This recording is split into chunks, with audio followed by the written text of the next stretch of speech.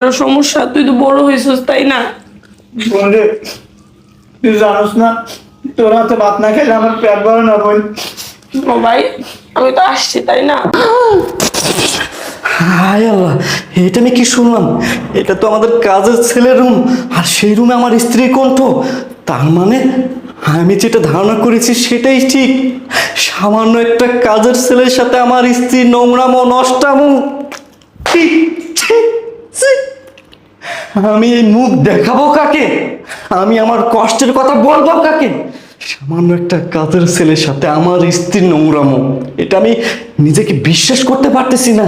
নিজের চোখে আমি এটা কি দেখলাম? না না, এই নষ্টামি আর সহ্য করা যায় না। আমি আমি আজকে আজকে যা করার একটা করে ছাড়বো। এই দরজা বল। কিরে ভাই, মনে হয় তোর দুলা ভাই চলে আসছে। এখন এখন কি